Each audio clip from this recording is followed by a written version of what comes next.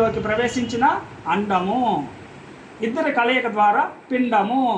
పిండంలో నుంచి మనకి ఆ పైలోకం నుంచి ఆత్మ దిగి వచ్చి పిండంలో చేరుతుంది.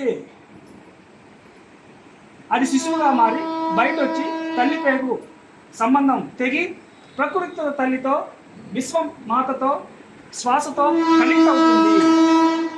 సిల్వర్ కార్డ్తో ఆత్మతో కనెక్ట్ అయి ఉంటుంది. ఇది తెలుసుకుంటే సత్యము.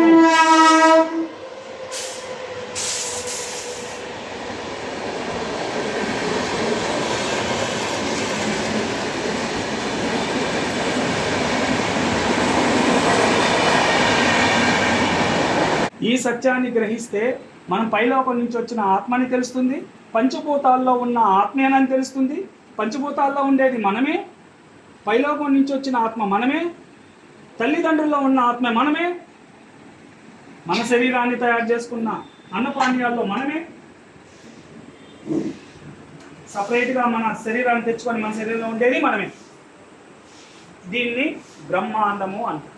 అంతటా మనమే ఉంది. మరి అంతటా మనమై ఉండి నాకు మానసికంగా భయమేస్తుందండి, మా వారు తిట్టారండి, మా భార్య మాటని లేదండి, మా పిల్లలు మాటని లేదండి, దీనికి బ్రహ్మాండానికి ఎంత తేడా ఉంది? మనం బ్రహ్మాండం అంతా మనమే అయి ఉన్నామంటే ఇలాంటి మాటలు వస్తాయా? ఈ జ్ఞానం మనం తెలుసుకుంటే మన బిడ్డ ఎందుకు అలా మాట్లాడుతున్నాడు, భార్య ఎందుకు అలా మాట్లాడుతుంది, భర్త ఎందుకు ఇలా మాట్లాడుతున్నాడు, ఆడ భర్త మాట్లాడుతున్నాడా, భార్య మాట్లాడుతుందా? సూక్ష్మంగా చూస్తే వాళ్ళు ఎవరూ మాట్లాడట్లేదు, అజ్ఞానం మాట్లాడుతుంది, జ్ఞానం మాట్లాడుతుంది, ఆ గుణాలు దానికి సపోర్ట్ చేస్తుంటాయి. ఇది తెలుసుకోవాలి మనం. దీన్ని జీవిత శాస్త్రం అంటారు. ఏంటి?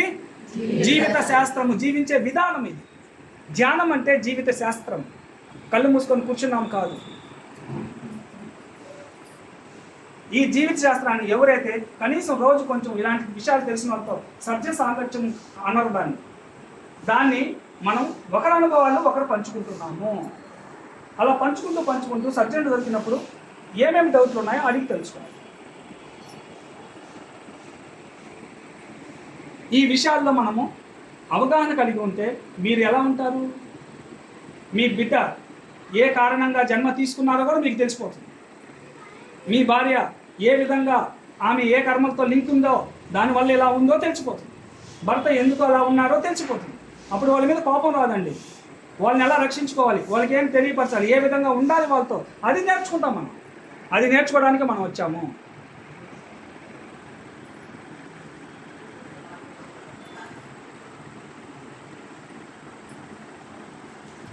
ఇవన్నీ తెలుసుకుంటారా లేదా?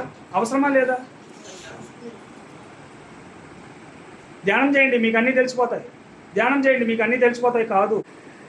ఓకే, అందరూ గట్టిగా చెప్పండి. ధ్యానము, సర్జన సాంగత్యము, స్వాధ్యాయము, ఆచరణ, ఆచరణే జ్ఞానము, జ్ఞానమే మోక్షము, దేహమే దేవాలయము, జీవుడే దేవుడు, ఆత్మే పరమాత్మ.